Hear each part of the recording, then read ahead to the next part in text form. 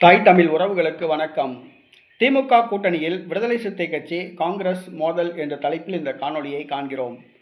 திமுக கூட்டணியில் காங்கிரஸை விட தாங்கள்தான் பெரிய கட்சி என்று விடுதலை சிறுத்தை கூறி வந்தது.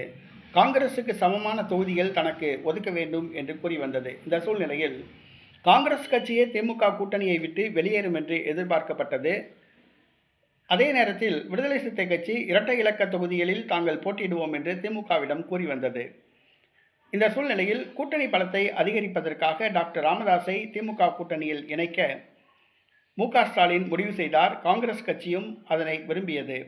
ஆனால் பாமக இருக்கும் இடத்தில் விடுதலை சிறுத்தை இருக்காது என்று ஏற்கனவே திருமாவளவன் கூறியிருந்தார். இந்த சூழ்நிலையில் பாமகவை சேர்ப்பதா வேணாமா என்று மு.க. ஸ்டாலின் முடிவெடுக்கவில்லை. ஆனால் பாமகவை திமுக கூட்டணியில் இணைத்தால் தாங்கள் வெளியேறி விடுவோம் என்று திருமாவளவன் மிரட்டினார். இந்த சூழ்நிலையில் காங்கிரஸ் கட்சி தலைவர் செல்வ பெருந்தகை அவர்கள் டாக்டர் ராமதாஸும் திருமாவளவனும் அமர்ந்து பேசினால் பிரச்சனை தீர்ந்துவிடும் என்று கூறினார்.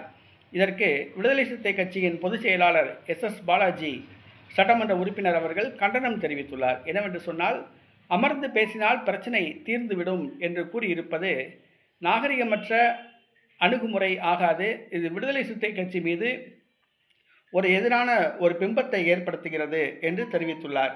தற்பொழுது டாக்டர் ராமதாஸை திமுக கூட்டணியில் இணைக்க வேண்டும் என்று திமுகவும் காங்கிரசும் விரும்புகிறது. ஆனால் விடுதலை சிறுத்தை கட்சி விரும்பவில்லை. இதனால் காங்கிரஸ் கட்சிக்கும் விடுதலை சிறுத்தை கட்சிக்கும் வார்த்தை போர் ஆரம்பமாகியுள்ளது. இது எங்கு போய் முடியும் என்பது தெரியவில்லை.